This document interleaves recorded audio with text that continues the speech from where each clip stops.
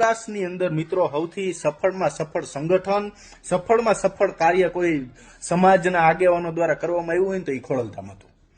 બરોબર, 2021 નું ખોડલધામ જોઈ લેજો, 2020 નું ખોડલધામ જોઈ લેજો, 2022 નું ખોડલધામ જોઈ લેજો. પછી એમાં કલર આવ્યો. કલર કેવો આવ્યો કે કથિરિયાએ સુરતની તમામ સોસાયટીની અંદર જઈ અને માતાજીની આરતી કરી ને હવન કર્યા અને પાટીદાર સમાજના ઘરે ઘરે સુધી ખોડલધામ પહોંચાડ્યું. ઈ કોને કામ કર્યું તો કે કથિરિયાએ. બરોબર, સુરતમાં જયારે ખોડલધામ ફૂલ ધમધમતું હતું, કાંઈ ઘટતું નહોતું, આપણા સૌરાષ્ટ્રનું કાંઈ ન હોય ને એવું સુરતની અંદર સંગઠન હતું. તો એની 21 જણાની સભ્યની કમિટી કયા ટ્રસ્ટીએ બરખાસ્ત કરી? આ એ તમારે એક વિચારવા જેવી બાબત છે ને. સમાજના યુવાનો માટે આ બધાએ સમિતિઓ બનાવી હતી. યુવા સમિતિ ને ઉદ્યોગ સમિતિ ને એડવોકેટ સમિતિ ને ડોક્ટર સમિતિ ને કેવું સમાજના લોકો કેદી પીડાય નહીં. આપણા સમાજના ડોક્ટર હોય તો સારું પડે ને, આપણા સમાજના ઉદ્યોગપતિઓ હોય તો આપણે ધંધા કરવાની ખબર પડે. બરોબર, એવી બધી સુરતની અંદર કમિટીઓ બની હતી. અને સમાજના યુવાનો અને દીકરીઓ માટે આ બધા બહુ કે ને કે ભણશે દીકરી તો આગળ જશે, દીકરો ભણશે તો આગળ જશે. અને આના માટે જીપીએસસી ના ક્લાસ હાલતા સુરતમાં ખોડલધામ તરફથી. ઈ કેને બંધ કરાવ્યા? આ એ તમારે વિચારવાનું છે. પછી સમાધાન પંચ બનાવ્યું હતું, જેથી પટેલમાં હું બહુ બધા બાંધે, બાયડીન છોકરાન માતાન હાહુન હાહરાન આ બધાના સમાધાન કરાવે ખોડલધામ વાળા. કોણ? હા, એવું સમાધાન પંચ ચાલુ કર્યું હતું. ઈ સમાધાન પંચમાં કોના પેટમાં તેલ રેડાનું, ક્યાં ટ્રસ્ટીની હાહુ એવું ન માયની. રૂમ નંબર 404 ની વાત કરું છું. એટલે આ સમાધાન પંચ બરખાસ્ત કરી દેવામાં આવ્યું. બરોબર, પછી સમાજમાં કેટલા યુવાનો વાંઢા રખડતા હતા એટલે એના માટે મેરેજ બ્યુરો ચાલુ કર્યું હતું. આવડાવે ઈ બંધ કરી દેવામાં, એને તાળા લાગી ગયા. હું કામે કથિરિયાના ગયા પછી મિત્રો હજી થોડુંક સાંભળો. માતાજી અને પટેલ સમાજના સંગઠનના નામે આ બધાય સફરજનિયા હે ને પોતાના ઘર ભરે છે. બીજું કોઈ કાંઈ કાર્યક્રમ કરતો નથી. બરોબર, પટેલિયાઓને ચોકલેટ આપી ઓલી ડેરી મિલ્ક ને ડાર્ક ચોકલેટ દઈને સરદાર વલ્લભભાઈ પટેલનું સ્ટેડિયમમાંથી નામ હટાવીને બીજાના રાખી દીધા. એક પણ પટેલિયાના પેટનું પાણી આયલું નહીં. આપણા સામાન્ય લોકોની વાત નથી, રાજકીય જે મોટા મોટા ખટારા બંધ પૈસા લઈને ફરે છે ને એની વાત છે. બરોબર, 14 જણાને પાટીદાર અનામત આંદોલનમાં મારી નાખ્યા. બરોબર, અને કોકના હાથે મરાવી નાખ્યા. ઈ બધાને બધું જોઈને તોય પટેલિયા બધા ભાજપમાં ગયા.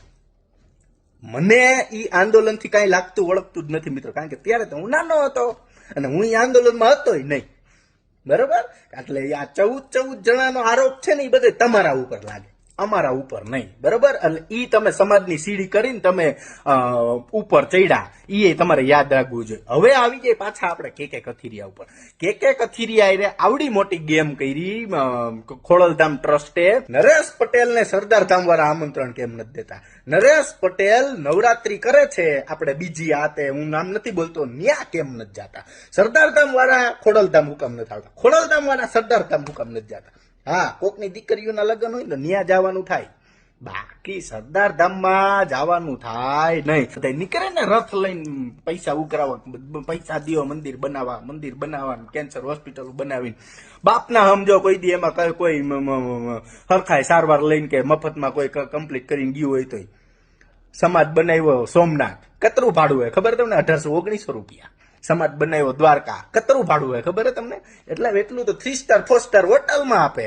તો તમે સમાજને શું તમે આપ્યું હે? કાંઈ નહીં, ખાલી કાળી ચોકલેટ ડાર્ક, બીજું કાંઈ નહીં. બરોબર, હા, બાકી જ્યાં વિઠ્ઠલ રાદડિયા ખાટલા ઉપર હતા ત્યારે એનો આખું ઘર ન્યા ખાટલા દવાખાને હતું, અને એનો છોકરો જયેશ રાદડિયા ચૂંટણી લડે જેતપુર થી, અને આ સફરજનિયાઓની ભામ ન્યા 2012 પ્રચાર કરતી હતી કોંગ્રેસમાંથી.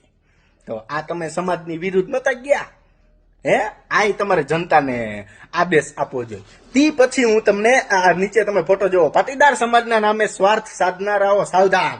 બેઠકમાં સહિતના પાટીદાર આંદોલનકારીઓ જોડાણા. બરોબર, આવી બધી એને બેઠક કરી. બરોબર, પછી તમે આ ફોટો જુઓ. આની અંદર મિત્રો તમે ઝૂમ કરશો એટલે તમને ખબર પડશે કે ગૌરવવંતા ભૂમિદાતા સરદાર ધામની અંદર જે હમણાં સંકુલ કરવામાં આવ્યું ઉદઘાટનને અંતર, એની અંદર આ ભૂમિદાતાના તમે નામ ટીક કરી લેજો. બરોબર, તે પછી પાછા આપણે આવી જઈએ અભિવાદન સમારોહ. આ તમે પોસ્ટ જુઓ. આ પોસ્ટની અંદર તમે એક પ્રતિષ્ઠિત નાગરિક જોતા હશો. ખોડલધામ ટ્રસ્ટમાં પેલા હતા, બરોબર, પછી રાજકોટથી એમએલએ બન્યા રમેશ ટીલાડા. રમેશ ટીલાળાને ભારતીય જનતા પાર્ટી તરફથી સરદારધામમાં આમંત્રણ હતું કે સમાજ તરફથી સરદારધામમાં આમંત્રણ હતું? અહીંયા તો રમેશ ટીલાળા દેખાણા, બાજુમાં ગગજી સુતરિયા હોત દેખાણા. તી પછીનો તમે આ ફોટો જોવો તો બધાય ગાયબ. બરોબર? તે પછી આ ફોટો તમે જોવો ઝૂમ કરીને, આમાંય ક્યાં છે રમેશ ટીલાળા? તો કે ક્યાંય નહીં. બરોબર? આવી બધી આપવીતી કરી. આના ઉપરથી હું શીર્ષ નીકળે હું તમને સમજાવું. બરોબર? હાર્દિક પટેલે પૈસા બનાવ્યા, સમાજના નામે આંદોલન કરી કરીને ભાજપમાં વહી ગયા ને એમએલએ બની ગયા ને એનું રાજકીય ભવિષ્ય જી કર્યું. હવે વારો આવ્યો નરેશ પટેલનો. નરેશ પટેલે જેટલી જમીનો લીધી, જેટલા સંકુલ ખોલશે, કાગવડની અંદર કૃષિ યુનિવર્સિટીનું ચકાસણી લેબ થવાની હતી, થઈ? ના રે ના. કાગવડની અંદર યુવાનો માટે સંકુલ બનવાનું હતું, બન્યું? ના રે ના. તો આ બધાએ મિત્રો કાગવડનું એવું બંધારણ બનાવ્યું છે કે કદાચ નરેશ પટેલ વહી જાય ને તો એની જગ્યાએ એના છોકરાને ચેરમેન પદમાં બેહવાનું. સમજો તમે? એટલે ખોડલધામ પૈસા દીધા સમાજે, ભલે કોકે 5 રૂપિયા દીધા હોય, કોઈ 500 દીધો, 5 લાખ દીધા હોય, 2 લાખ દીધા હોય, 20 લાખ દીધા હોય, 5 કરોડ દીધા હોય, પૈસા તો સમાજના ને. મંદિર ઉભું થયું સમાજનું, રાજ કરે એક જ નરેશ પટેલ. સમજી ગયા? ઈ જાય તેને છોકરો આવી છે. એટલે આ એક પણ વસ્તુ ચલાવી લેવામાં આવશે નહીં. ખોડલધામની અંદર મિત્રો ડીડ આવી ગયું છે અમારી પાસે. ખોડલધામનું ડીડ જ કહેવાય ને એને, કે બીજું કઈ કહેવાય?